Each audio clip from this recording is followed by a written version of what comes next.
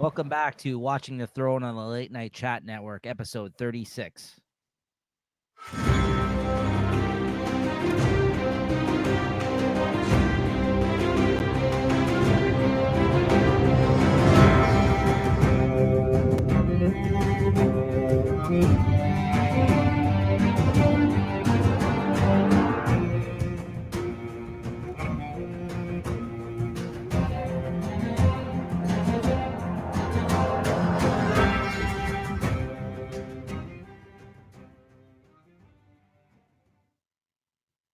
All right, welcome back, everybody.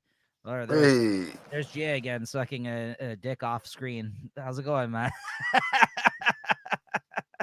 What were you poking your head off screen there for a second there, Jay? What was going on? grabbing my coffee. There you go. All right, guys, welcome back to Watching the Throne, episode 36 on the Late Night Chat Network.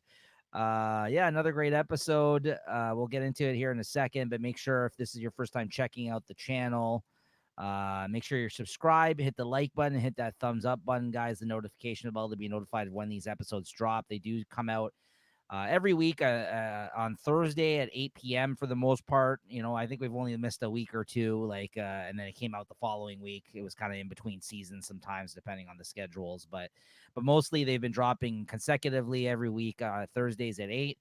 And you can also follow us on Instagram at Late Night Chat Network to be notified of when, to keep up to date with these releases as well that way. Yeah. So yeah, this is the Game of Thrones kind of review show where we watch the episodes and we kind of discuss them episode by episode, all the way through from episode 1, all the seasons, all the way and hopefully to House of the Dragon. If that ever returns again, maybe somewhere down the road, we'll be talking about that as well. But this is Couple Jason's years. first time watching the show, and this is my first time rewatching the show, so always makes for great conversations. And we plan to have we've had some guests on last season. Christina came on, one of our guests, Game of Thrones super fans, and we have more plans for more super fans to come on as well and discuss the show. Super fan Super fans. fans to come on and discuss the show with us later this season, so stay tuned, guys. So yeah, this episode that we're here to discuss today, though, is the Laws of Gods and Men, and it's season 4, episode 6 of Game of Thrones. Jay, what did you think of this one overall? What are your thoughts on this episode? Yeah, it was crazy. It was nuts, man. It had some good scenes. It had some great stuff, and some stuff that was kind of shocking in the end. And there's a lot of stuff coming up that I'm looking forward to. It looks like I can get I like I said, and now that stuff is like we've been saying has been getting slimmer and slimmer pickings when it comes to television right now. I think I got more and more time to watch this, so I'm gonna see if I can jump farther ahead. Maybe, who knows? I don't know.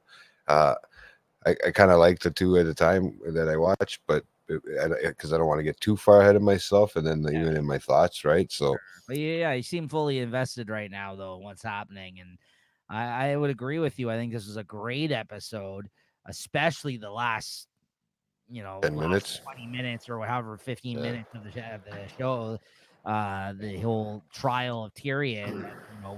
We spent a whole last episode kind of building up, and then kind of we're still in the middle of it. Like by the end of this, it hasn't concluded as of yet because of the events that happen right at the end. But really interesting stuff in this episode. I gotta say, some great performances by people, which we'll get into shortly here.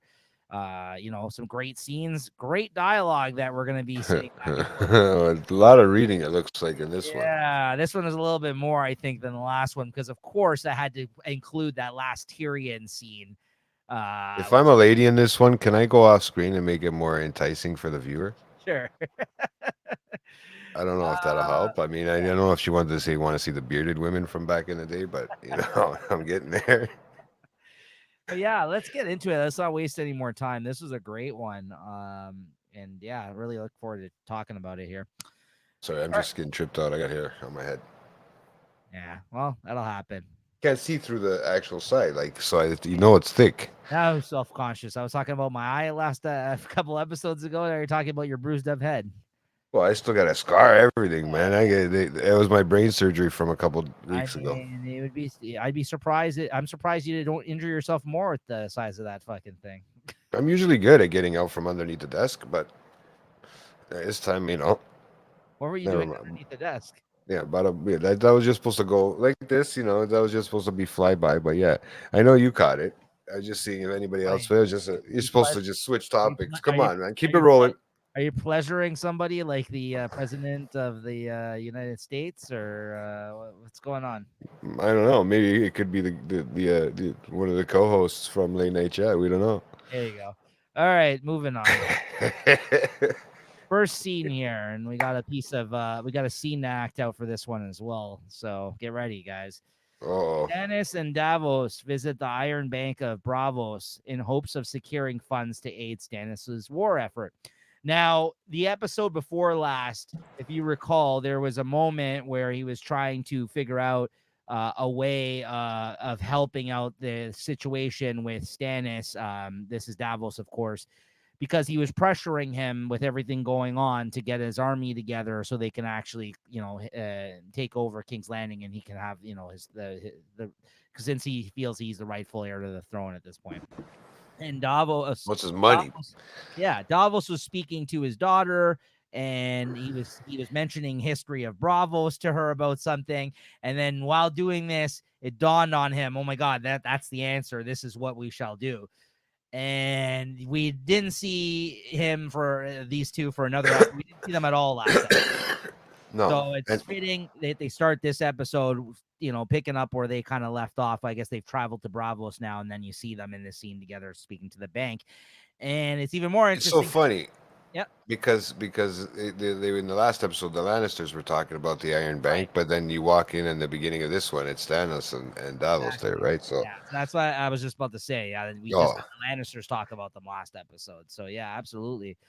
At first, Tycho Nestoris, a representative from the bank, rejects their request, but Davos tries to convince him and points out that funding Stannis is the best way that they could possibly get the gold they loaned to Tywin Lannister back, which, as Jay just mentioned, was talked about just last episode. The bank agrees to lend them the gold, and Davos uses it to once again recruit his old pirate friend, Salador Sand, to Stannis's cause, which is a great scene where he goes and interrupts him in a bathhouse with some naked women. And as always, he mentions the fact about, oh, this man's not my friend, because he always kind of just asks favors of him for him to basically fund their wars, essentially, right? And they just lost at the Blackwater previous to this, the same man. And then he throws him a thing of a nice box of gold. He just puts beside him there, and then he's like, yeah, I brought some to your wife or whatever as well. He's like, oh, you dirty dog. He's sitting in the fucking, he's sitting in the fucking in the bath there with two women. He's like, hey, get in here, Davos. come on in. No, there's no actual picture of that, but the actual, there was a nice. I seen it from uh, the scene when they first were sailing in there, right into that area, and I was trying to look at what the area was because I like to see this. I know it's CGI and whatever, but it really looks good. Like, I mean, the way they came in through this huge fucking statue there, right? I mean, they really play it well, and Yeah. and give you a kind of a hint to what their world looks like, even how big it is and how massive it is. It's kind of cool. And it's just really neat, and you could tell that place is somewhere that has Money. Yeah. money. Is Yeah. essentially, yeah, exactly, Absolutely. wealth, King's Landing looks like shit real in wealth. this place. Yeah, exactly. Most of the places around there look like shit. Well, I mean, again, we've already been told that fear these people and their power and influence, and the fact that they actually run the finances of the world, right? That they so like it's interesting that again they've been hyped up this whole time. We've yet to see any of these people face to face, and again, looking at this. This room, you're just looking at seems like a boardroom full of executives in a sense, right? And you're like, why are these guys so scared of these people? But they're literally their hat in hand asking for money in this scene. And he convinces them that, listen, you're not going to get your money back from fucking Tyrion. This is your best bet right now. Hedge your bets. Go with us. Give us the money we need, and we will make sure you get paid. And as we already know, Tyrion is afraid that he's not going to be able to pay them. Sorry, not Tyrion. Tywin is afraid he's not going to be able to pay them back, right? So from the last episode. So this is getting very interesting right now. The plot thickens in this episode, right? Compared to along with the information that we learned about the banks in the last one. And it was actually previously mentioned, I feel like, in season 3 too, when Tyrion became the master of coin, if you recall. Because remember when Tyrion was given that position, that's when Tyrion was looking at the books and he's like, what the fuck is going on here, right? He's the first one that discovered To notice it. broke, right? But they kind of breezed over that one, like they said, yeah, here's the books, but it's just Tyrion looking at them, right? It wasn't. He didn't really take it seriously until he did said it. confront his father Oh, about I it. know. He did ask him. He's like, hey, what the hell? And But they didn't no, talk too much about it, right? You know no, what I mean? They didn't no. they didn't dive too deep into it. Because the whole rest of the time he had to focus on actually getting money for the wedding from the Tyrells, right? Yeah, so that was the whole thing, right? He's like, hey, listen. It threw you off, yeah. Yeah. So, I think it's just interesting that even the most powerful kingdom apparently in the land is afraid of the bankers who they owe large sums of money to.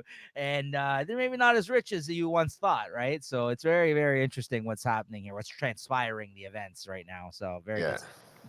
Okay, so let's act out a scene from here. And again, this is just so you get an idea of what the bank went on with these two about. Jay, you'll be the letter D for Davos and S for Stannis in this scene. I'll be the letter B for bank.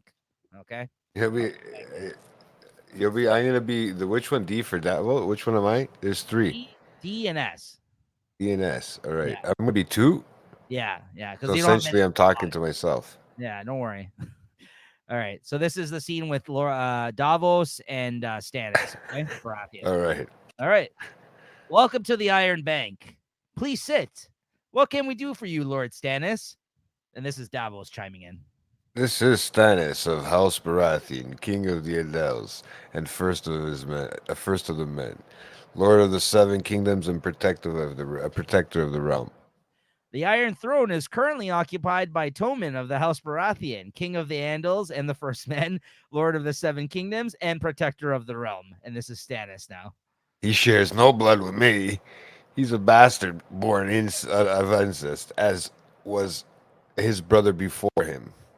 Yes, we have heard this story. It's not a story, it's true.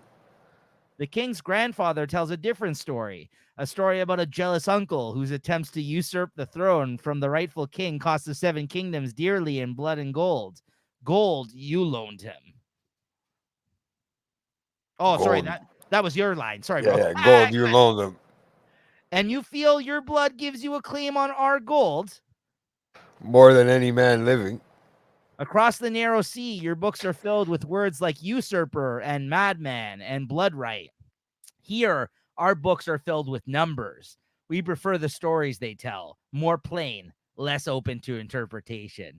Money talks, bro. Money talks. That's what he's saying here. He's like, listen, I don't want to fucking deal with all this bullshit. You can come here and accuse us whatever the fuck you want. We hold all the power here. That's what he's saying. He's like, listen, we're a fucking bank, bro. Like, what are you gonna do here? Like, he's like, we got all the money and you're begging us for it. So, get fucked. That's pretty much what this guy's saying to him. He's like, I don't care. Yeah, there they are.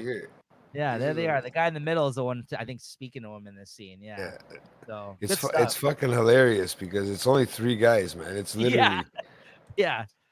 They come out and they have their own fuck the iron chair. These guys got real fucking concrete, solid chairs that aren't moving. I think this is interesting how great that this story, part of the story is, that I feel this is one of the more interesting things we've come across in the show so far. Like, I honestly, it's very interesting. I like how they're afraid of the bank. Like in the terms, it's kind of like a old world meets a new world sort of thing. Like, because the way it's kind of like an old way of living coming to meet the banks. It's not only that, it just times haven't changed in some regard. No, that's what they're trying to. I think that's what you really got to take note of here, right? Well, that's essentially the big one, but also that, I mean, in a sense too, bro. You kind of got you got like the guys that are like super rich. Like, I mean, the way these guys don't fuck around. They just have that look on their face too. Like, they don't need to do anything. They just call the shots. Basically, they probably they're the Jews of their time. No point intended. No. Yeah, well, it's the truth. I mean, really, they're loaning everybody money. Yeah. Take it away. Yeah, thank you. Thanks for that a great segue. The Jews of their time. Yara Greyjoy prepares her troops for their assault on the Dreadfort to rescue her brother Theon.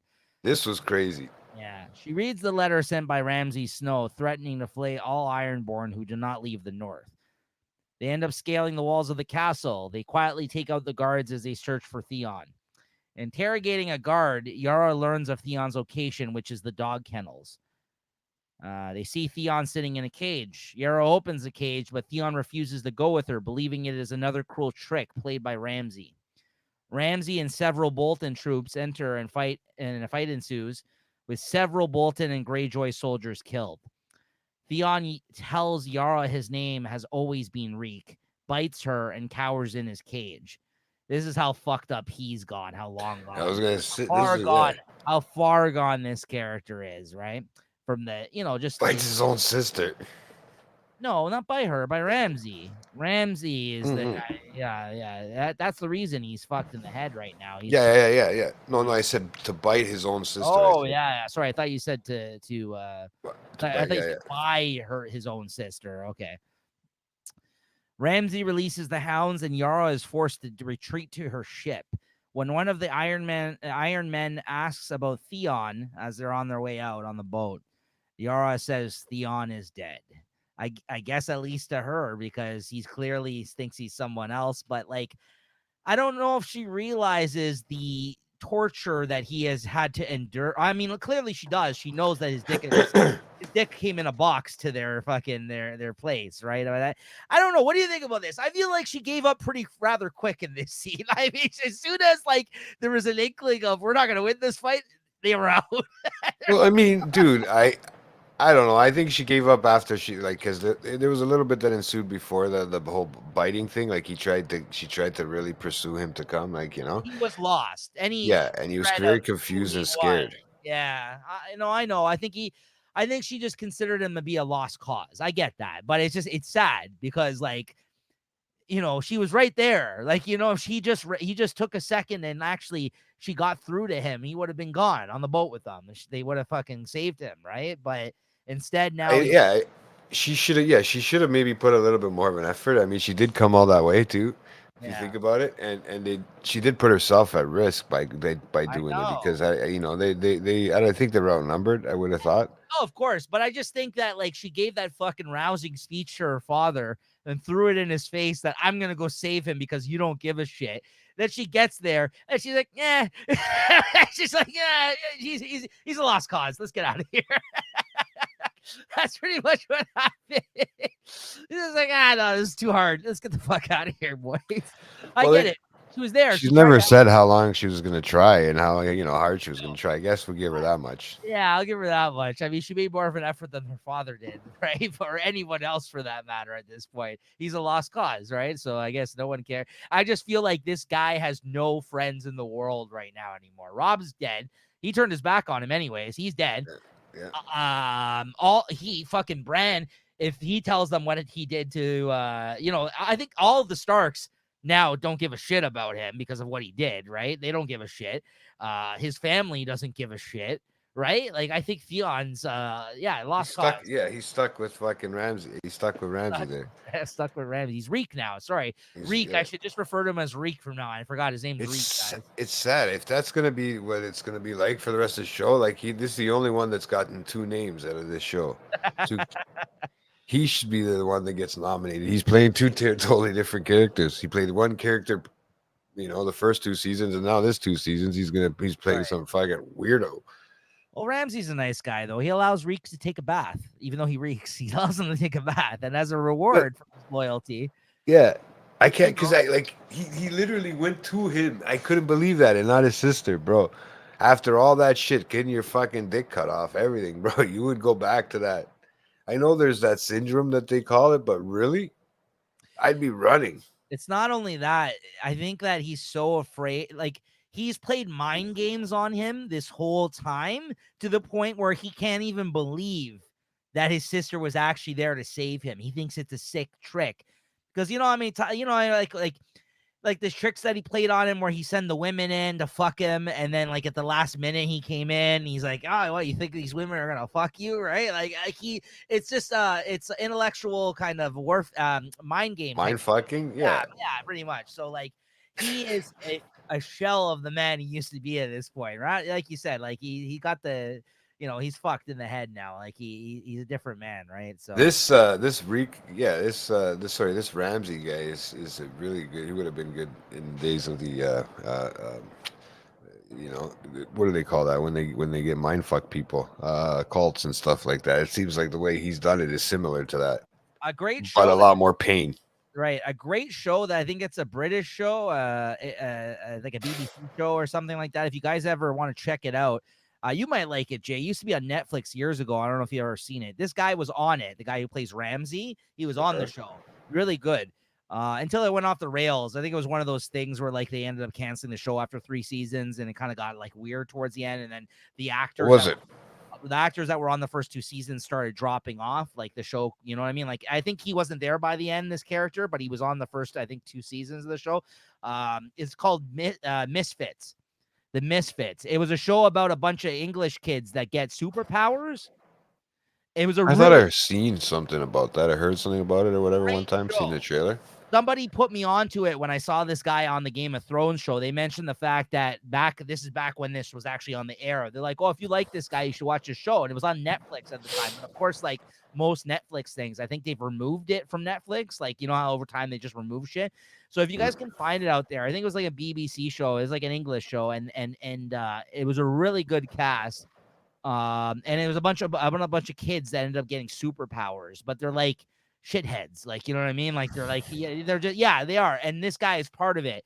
I think his thing was like, I might have watched it. I don't even know because I really enjoy a good British comedy or something like that. so do I. So maybe look it up if you haven't seen it, Jay. I suggest you check it out. But make sure to stay up to date with your Game of Thrones watch.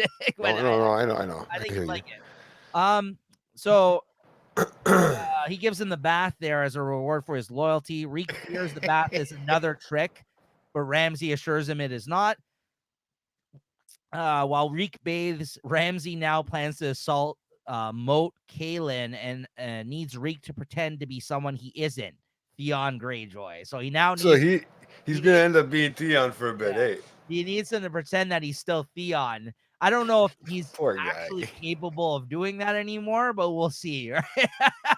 Wow, man, he's gonna have to fucking reverse train him. Like, but you know what? He's got him so whipped that he could probably do it.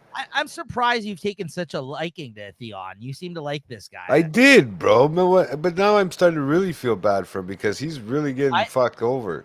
I will say I feel bad for him. I don't mind the Ramsey either. I don't mind that character, that style of character either.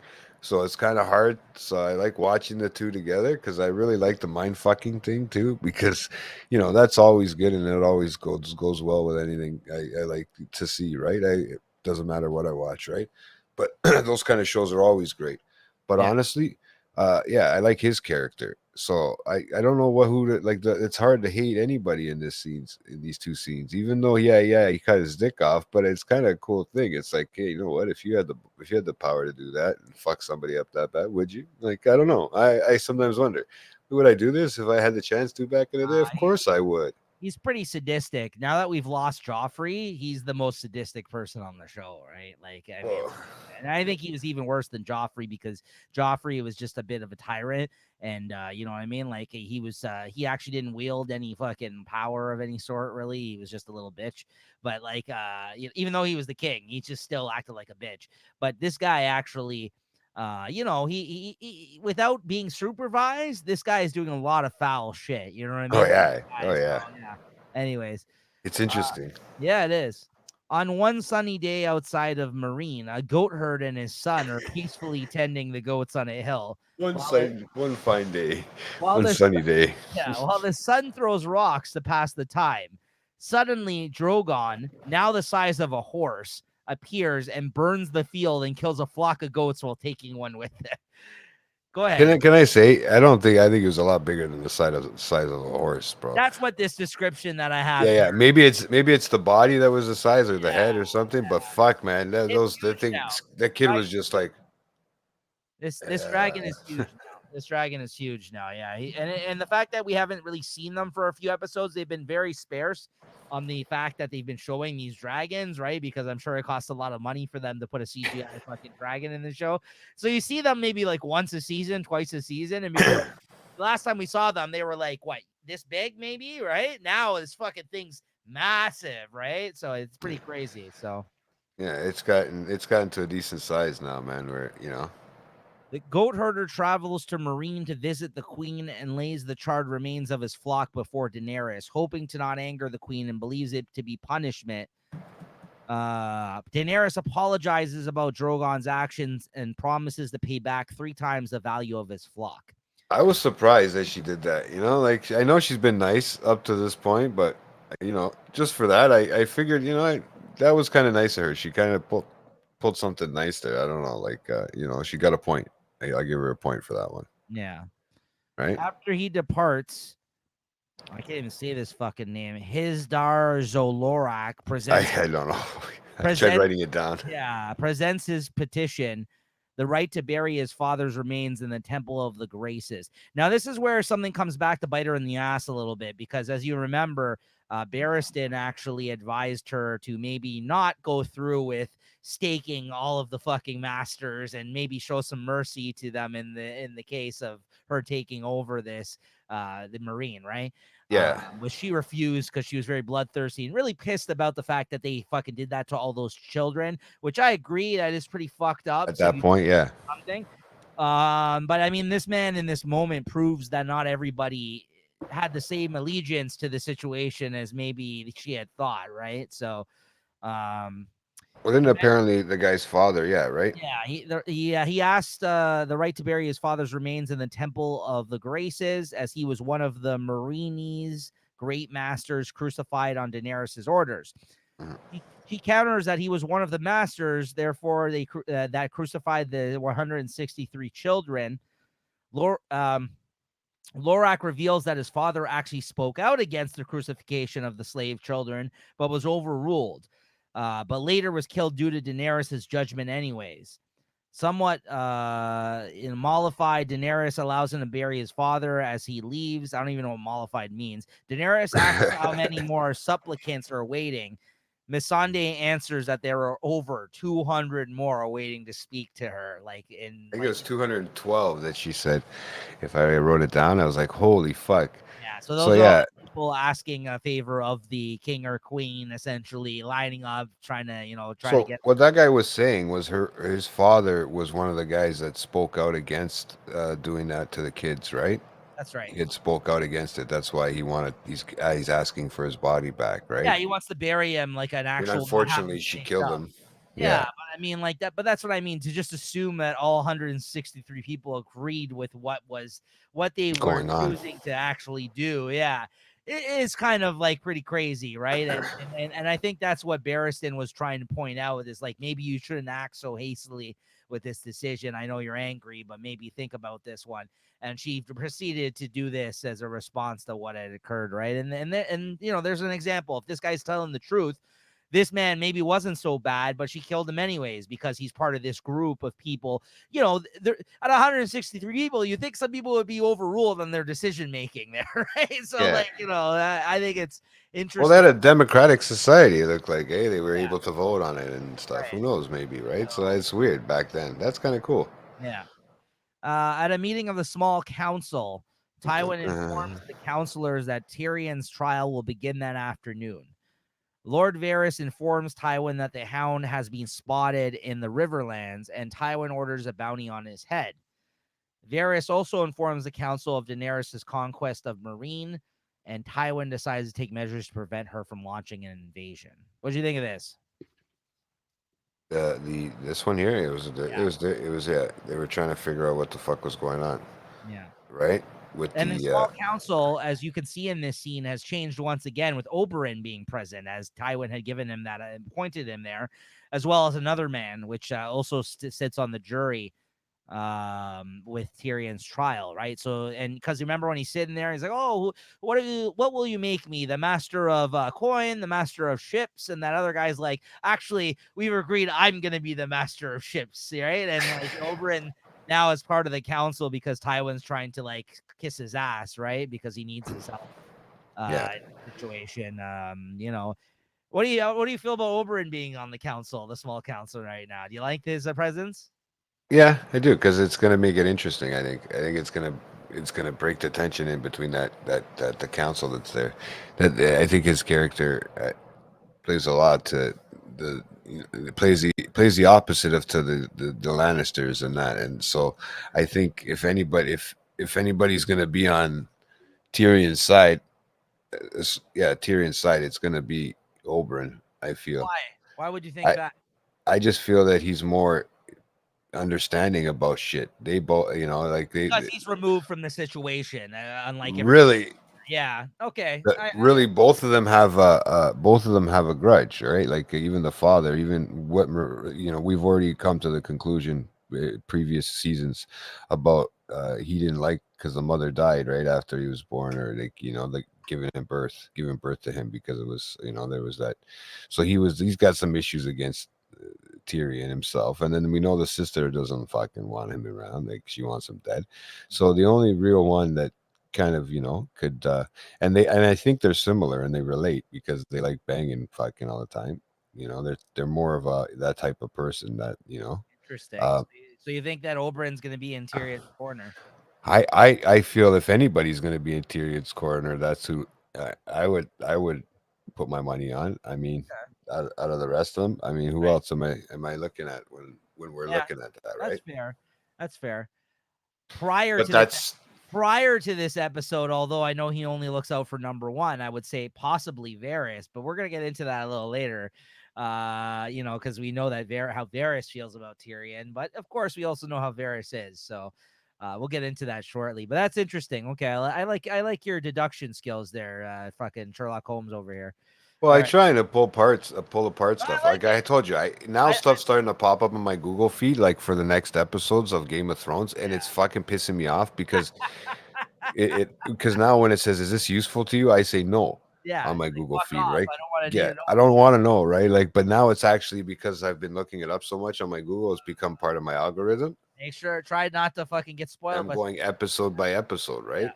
All right, so we're gonna act out a scene here in this next one for you I guys. see this. Yeah, Varys and Oberyn speak in this next scene. Oberyn learns that Varys does not prefer the company of men or women and is instead focused on other things as he sits there gazing at the throne.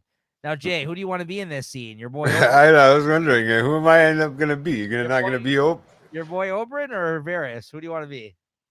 I don't know, man. You think I can play Varys? I got the same haircut. Sure. I mean, you know, I uh I still have my penis, everybody, guys. Okay, so I All right. like women. He's just playing a character, guys. All right. Just playing a character. All Don't right. take So this here's too literal. so I'll be Oberyn then. Go ahead. There's gonna be a lot of words for me to say here on this one. I think this will be interesting, guys. So Prince Oberyn, Lord Varys. only Varys. I'm not actually a nobleman. No one is under obligation to call me Lord. And yet everyone does. You seem quite knowledgeable about the Unsullied. Did you spend much time in Essos?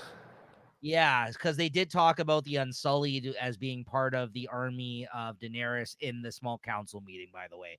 And then Oberyn had mentioned that he spent some time there in the meeting. So yeah, that's what they're Yeah. talking. 5 years. May I ask why? 'Tis a big and beautiful world. Most of us live and die in the same corner where we were born and never get to see any of it. I don't want to be most of us.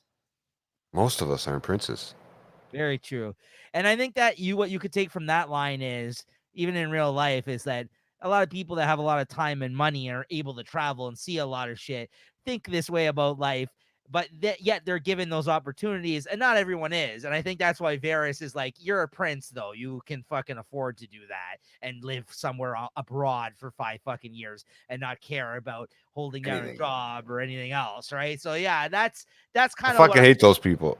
well, that's what I took from that scene. Yeah, so do I, because it sucks, right? Some of us have to deal with reality, right?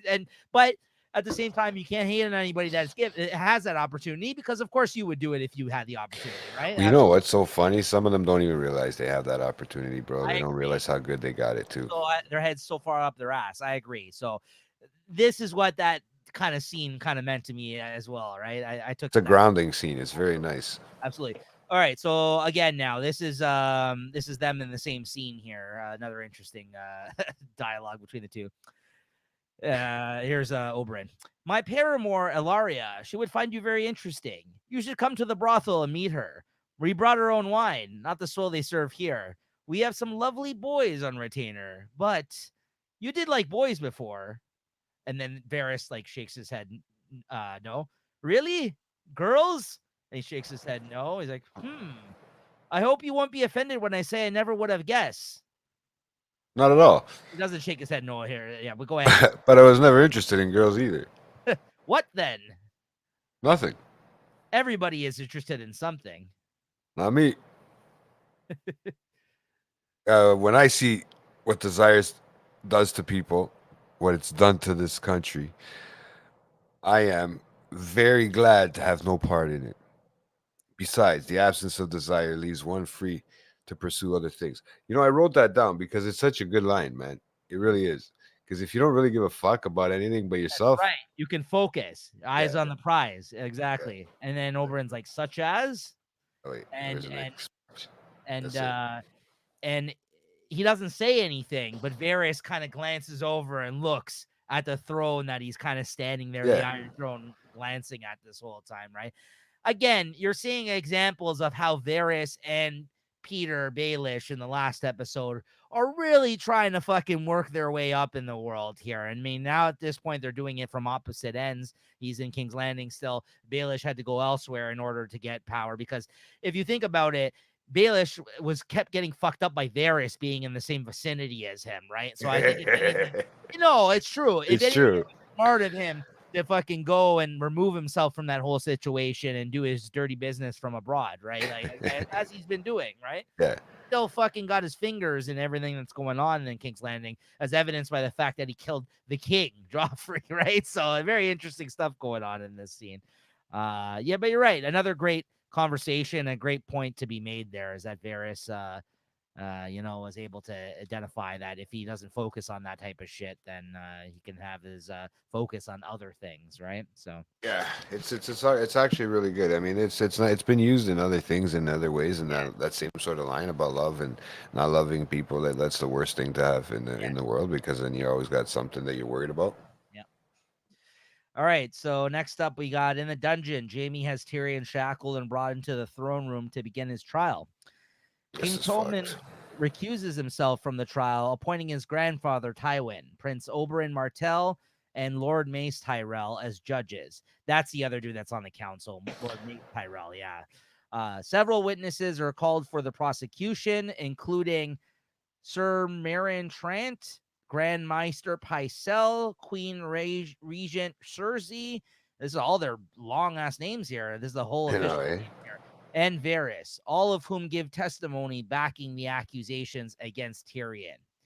So a couple of notes here, because this is a big scene of things that I noted here, and then let me know what you think here as well. I thought some interesting things happened in this scene. That interesting things that occur at the trial are Jaime observing Cersei while she's on the stand talking, and what she says and the accusations that are made about Tyrion. Like Jaime's kind of caught in the middle of her father and her and everybody else there right now, because he actually believes that Tyrion didn't kill Joffrey like everybody else tends to do. But there's some great work done as an actor without him even saying anything, Jaime, in these scenes. Like him just like kind of like just giving weird glances and observing what Cersei's saying. He looks like he's thinking in his head a lot. He's just like, I don't know, that doesn't sound right. Like shit like that is going on during this scene. I just think it was a good acting on his part, the guy that plays Jaime in this. Well, he's been doing really good in his acting. I was gonna say that too, because even sometimes every certain scenes he comes in, it doesn't even sound like it's him at some points. Because I mean, I know he's more well groomed and cleaned and up, and then like we talked about before. But it's almost like that accent isn't there like it was. It's kind of I don't know. It feel like it's changed every time I turn it on, like every episode, right? Or I don't know. Maybe it's just the style of acting that he's doing. I don't know. I don't know what it is. It's just I feel like it keeps changing, and I always have to double check to make sure it's the same actor still, right? For some reason. The other thing that I was a little, I mean, again, I'm not surprised because if you pay attention to the character, this shouldn't be a surprise. But it really sucked when Varys failed to stick up for Tyrion. That upset me just because, like, which we're gonna act out the scene in a moment here. No, I mean it's a great scene, what Tyrion says to him, but like, it really sucked. Were you surprised at that? Like, I guess you shouldn't be surprised knowing Varys because he's got to look out for himself and he's only gonna Well, he's trying to survive, right? exactly. I know, but like, it sucks because like Tyrion like knows that like he has respect for him and everything else. But like in that moment, he openly accused him of something that he doesn't even believe in, only to secure his placement amongst these other people, right? Which I get it, but it just like if Because he if Tyrion's gone, then he's got nobody really. So he's got to stay on the other side, bro. He's good got to point. make sure he picks his. Because even he said it. He goes, if that's what he's noticed about people, in the last scene, he said it himself that the desire for And things, right? he did previously say to Tyrion also when he fell out of favor, he's like, "This is gonna be the last time that we talk like this for some time." Remember, he says that to him. He's like, "I got to keep my distance from you now." Like, there was a time where he was the hand of the king and he was running things, and Varys kind of like knew that he could like trust him and like helped him and shit like that, right? And it was in his best favor to do so because of course he's going to side with Tyrion because he feels like you can actually influence change here. And Mhm. if you are, then I would like he's going to kiss his ass because he wants to, do something with the him moving up within the council and everything else, right? So Yeah. maybe he could be the hand if he becomes the king, right? I get it. I get why he does what he does. But like it just felt bad for Tyrion in that moment. I'm like, fucking Varys, of course. Like, of course he's not going to stick up for him because he did say to him, he's like, listen, I can't talk to you anymore. Everyone's watching you. Like, if they find out that I'm fucking in cahoots with you, they're going to kill me, and then where will I be? I'm not going to be any help to you, right? So I get it. I Yeah. get why he did it. It just sucked. I really fucking didn't like that. I was like, fucking Varys, man. I'm like, because they have a good relationship, these two, and now he just turns his back on him, right? So Yeah. which I think Tyrion in the long run would understand. Like, of course, right? He knows his family. He There's knows, like, nowhere. He's not going to get any help from Tyrion if he's right. in jail or dead. You know what I mean? So it's not benefiting him at all. One more great thing about the trial that I noticed in these scenes is the look on Marjorie's face, knowing that, kind of disgusted at what she's witnessing and shocked at what's going on, knowing the truth of who's actually responsible for everything, right? Yeah. But of course, Yeah. she's not going to say anything either because she knows like it was her mother and Baelish that kind of orchestrated this whole thing, right? So it's kind of interesting the looks on her face. Again, a lot of great acting done with just people's reactions in the courtroom, right? Like I love a good courtroom scene and Mm. it's like an old school courtroom in this one, right? So it's kind of like I like how they have like the little podium for him and shit like that. And like no one's actually it's not like he has a lawyer. Just has to sit there and people just point fingers and the jury just like has to like right. He has no one defending him, Tyrion. It's not like you No. get a defense. No. Right. Right. He's So fucking hilarious because he's just sitting there, like and he's yeah, just boom. Poor yeah, guy. They yeah. made a big seat for him too, and everything. That's probably gonna be the picture for this episode. Yeah, no, absolutely. A great Well, scene. there's a couple good ones on this, like where he's yelling back, and yeah, Oh, at the end. Yeah, yeah, yeah. But I'll very say that interesting one. stuff. Any also Oberyn. Oberyn's like questions during the trial, the prosecution, like Oberyn, like he's the only one who's like, to your point, very involved, like out of everybody there. Like he's Yeah, asking all the right questions, it seems like, during the proceeding, right? Like he kind of and he seems very interested in what in their defense, like not their defense, the accusations being you're right. tossed around. He has no stake in the game. You're right. And he already fucking hated the Lannisters. So what the fuck does he care in all this? Right. Like, I get it. Like, so you made a good point by saying like this guy has no who he has no allegiance to anybody really at this point, right? So like No, he's the middle. He's like the he's the divider. Like, his and you know presence what's is very interesting in the whole fucking grand scheme yeah, of the scheme of things. Yeah, because I feel like, and he's actually listening to it for what it's worth, for the yes, truth, instead yes, of the other ones that are just listening to it for fucking show. yes, Really, without him there, it would be just for show. Because basically, they absolutely, can just say, "Hey, see you later, Tyrion." absolutely. And then then all of a sudden, before the last person speaks, which we'll get to that who that reveal is here. Actually, no, sorry, there's a scene here we gotta act out. This is Varys. All right. Like, we So got a this is scene here. Tyrion. This is Tyrion and Varys. When Varys it goes up on the stand and talks about Tyrion. Okay, I'll be Tyrion and Tywin here, and you can be Varys. Okay. Oh, you have to be the tease. Yeah. Do you You gotta be remember? able This is Tywin here, to. cross-examining here or whatever. Do you remember the precise nature of this threat? I'm afraid I do, my lord. He said, "Perhaps you should speak more softly to me. Then monsters are dangerous, and just now kings are dying like flies." And he said this to you at a meeting of the small council. Yes, after we received word of Rob Stark's death, he didn't seem gladdened by the news. Perhaps his marriage to Sansa Stark had made him more sympathetic to the Northerners' cause. All right, you're excused, Lord Varys. And this is Tyrion now. Father, Father, may I ask the witness one question? One. Tyrion, you once said that. Sorry, this is Tyrion. You once said that without me, this city would have faced certain defeat. You said the histories would never mention me, but you would not forget. Have you forgotten, Lord Varys? Sadly, my lord, I never forget a thing. Oh,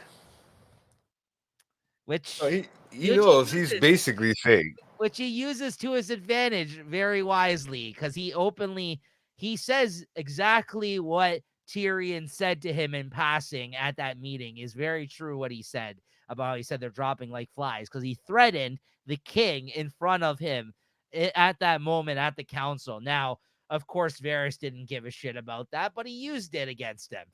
That's what he's trying to say to him in that scene. I feel like is like, sadly, I remember everything for your sake. Sadly, I remember everything, right? Like he's like, I know it all. I have fucking my birds everywhere. I have dirt on everyone. I take note of everything. I know, like that's why I'm smart. Like that's what he's trying to say here. He's like, poor sadly, guy was like shut down. yeah, that's what I mean. I love that line. That was a sick line. He's like, sadly, I do remember everything for you, right? Or else I wouldn't be able to say these things right now, right? It's so true, bro.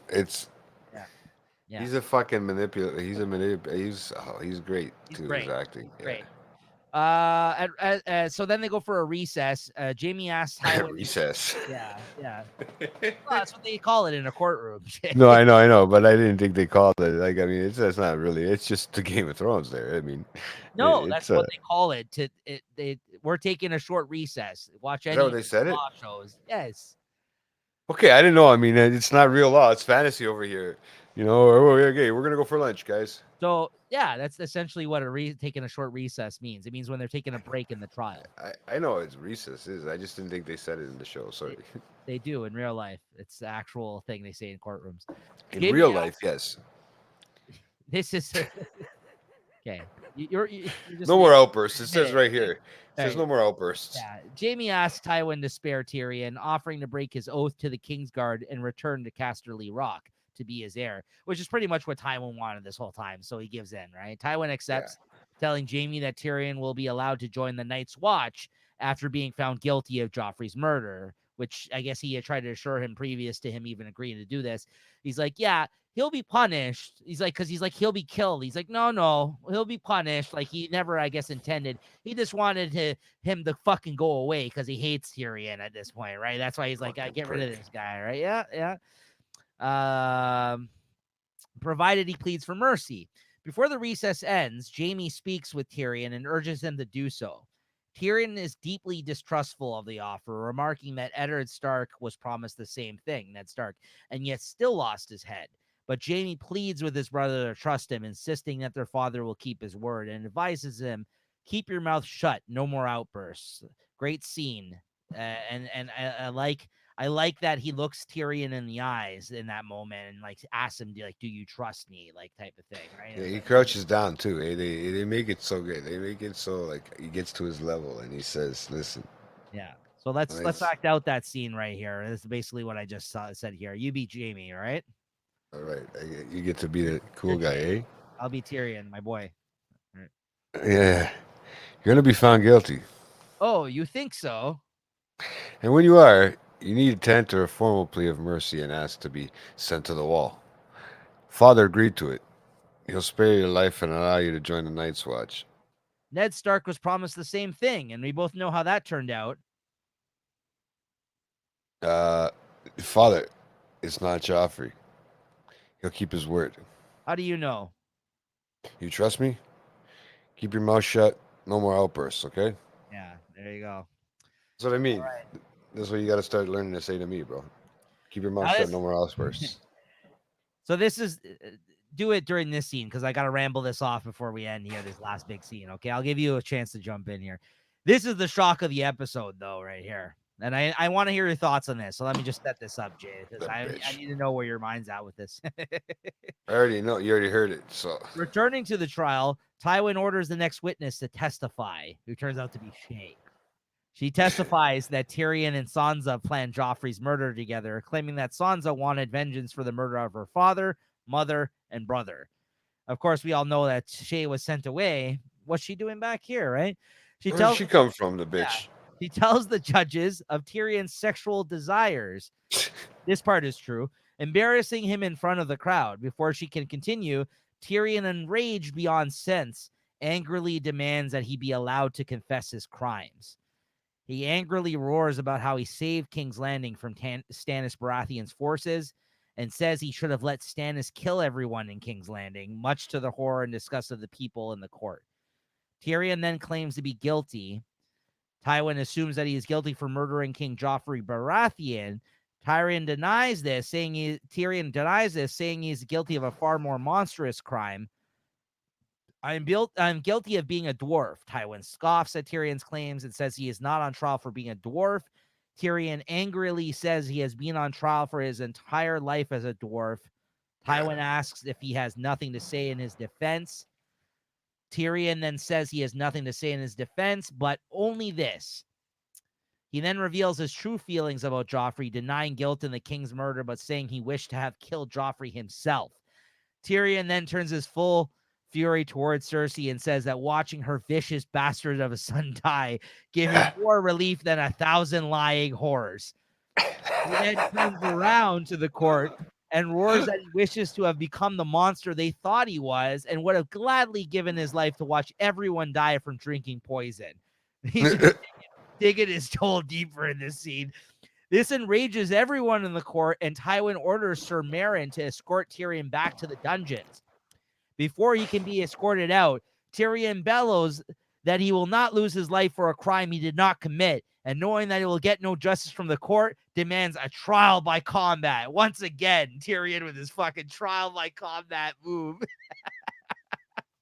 He did it once and survived. Can he survive again? What a I thought the same thing, man. I was like, this guy is fucked. fucking ending. Two questions for you, Jay, and then we'll do the scene and I'll comment on some other shit here. I have two questions for you though with this scene. One, how would have Shay have gotten there? Let's see if you can maybe come to a conclusion, because I have my theories. I don't actually remember how she came to be there, but we know there's only certain people that know where she went. Secondly, do you think Tyrion's going to survive this? Well, bro, obviously, I mean, he's in every season, so he's got to survive this. I can't. That was an easy one. Okay, so we already know he's somehow going to survive this, whether it be by combat or whether it be not by combat. Okay, So so how will he survive this? okay, What's your theory? I think he's going to get lucky again, And have like someone fight in his defense? somehow, yeah, or something, or someone, I have a feeling it's going to be his brother, Okay, which is going to be weird because he's got the stub for a hand. good guess.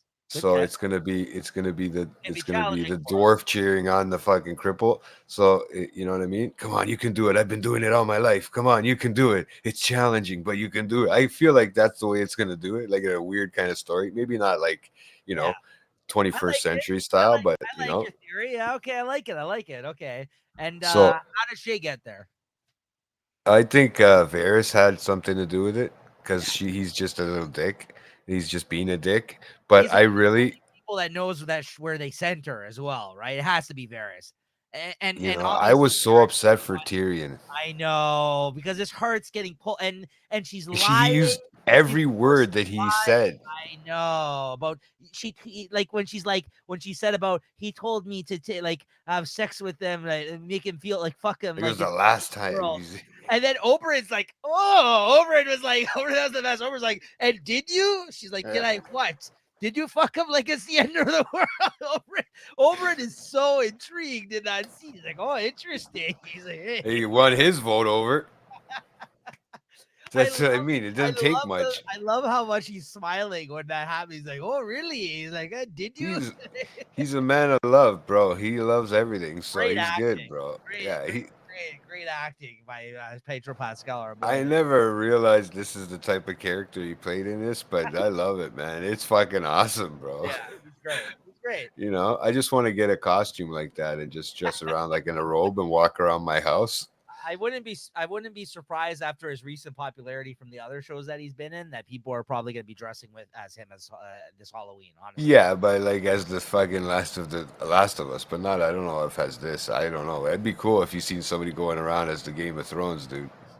Yeah, you can go around. Okay, well, let's do it. You'd be well, Tyrion, and I'll well, be well, Pedro Pascal. there was a conversation that he had with the girl who played the girl in Last of Us. There was a conversation that I'm waiting to see her. they had in an interview. Yeah, She's on the show too. They yeah, both I are. know. And they were interviewing each other for something when they were promoting the show. I don't know if you've seen this clip. And they asked each other like what would be the one thing you would want from the show, like prop from your character. And Pedro said, "Oh, my gown." Like that's what he said. He's like, I would like to own that." And then she said something else. I can't remember, but it was just funny how he said that. And she's like, "Ooh," she's like, "I would want your fucking gown in that show too." It's awesome, bro. I just think it's so cool. It looks so comfortable. Yeah, yeah, absolutely. So yeah, very cool. Very cool. I love Uh his character, but I was disappointed with Shay, and I don't know what yeah, was. I that guess hurt. there was a lot on the line for her. That hurt. I mean, Oh, that it must have been life, period. Like I was on her life was on the line in the sense because well, I don't think she tended, but he also called her a whore, I mean, not right? only that, he did. He broke her heart before she left, and she left being forced out essentially, but for her own good. That being said, you could still tell when she's giving her testimony that she's sad by what she's saying. Like she's hurt, like still hurt by him still, and kind of pissed off at him still for calling her because you're right. She does bring that up and shoots a look at him.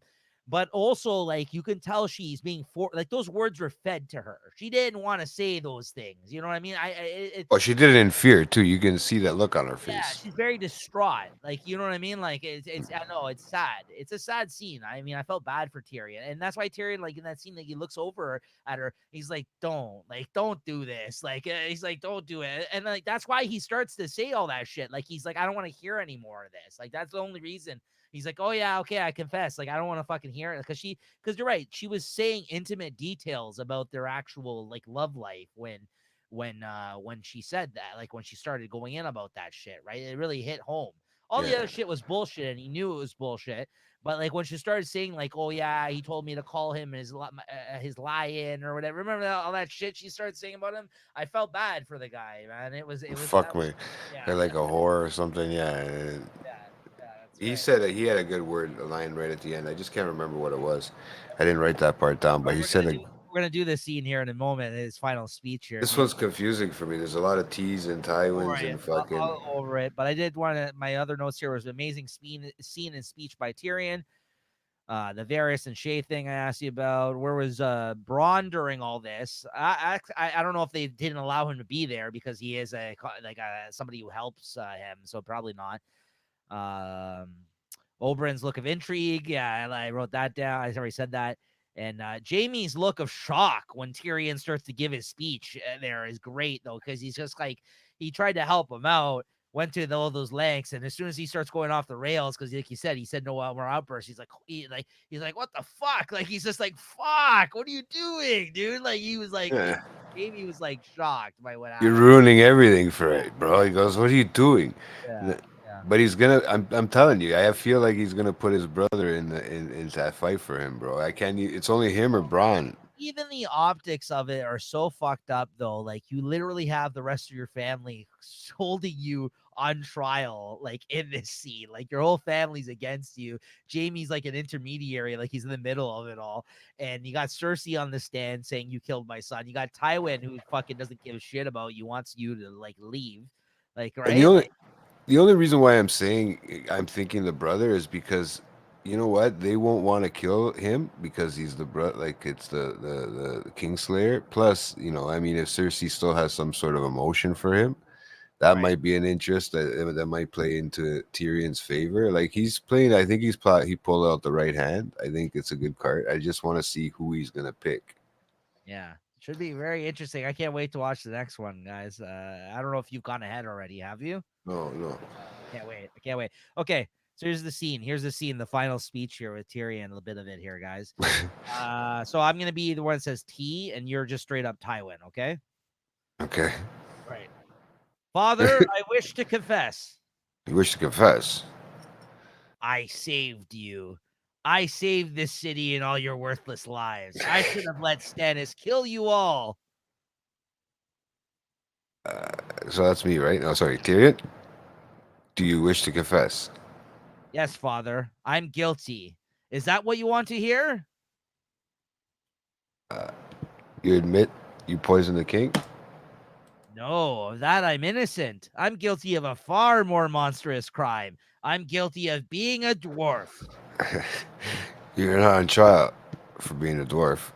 Oh, yes, I am. I've been on trial for that my entire life. Have you nothing to say in your defense? Nothing but this. I did not do it. I did not kill Joffrey, but I wish that I had. Watching your vicious bastard die gave me more relief than lying whores. I wish I was a monster you think I am. I wish I had enough poison for the whole pack of you. I would gladly give my life to watch you all swallow it. Sir Marin. Escort the prisoner back to his cell. Yeah. I don't think he says Sir Marin. I think he says Sir Marin escort the prisoner back to cell. That was my fault. I wrote it out wrong. All right. Tyrion. I will not give my life for Joffrey's murder, and I know I'll get no justice here, so I will let the gods decide my fate. I demand a trial by combat. Dun, dun, dun. And see. What Great. do they do? What does he do? And scene. Yeah. Great. Great speech. Great speech. Oh, it was a great episode. Yeah, great episode. Yeah, really good one, guys. So I can't wait. I look forward to more. And me and Jay are going to be talking about I think episodes 7 and 8, and if all goes to plan, we're going to be having a guest, as I mentioned, a Game of Thrones super fan on, a new one to the show for episodes 9 and 10 to round out the season. And I'm sure you guys are going to have a lot to talk about, Jay, because Oberyn is this person's favorite character as well. So that'll be very interesting. Be good. Maybe I won't be able to get you two guys to fucking shut up about this guy probably by that point. So stay tuned, everybody. That's going to do it for this episode 36 of Watching the Throne. Make sure you're subscribed and all that good stuff. Jay, thank you. Any last words on this episode, or are you good to go? No, that was good, man. I enjoyed it. I can't wait to see what's next. Hopefully my guesses are right, and we'll see what happens next. There Right? you have it. What's the next episode? Let me see. You got that information? Mockingbird.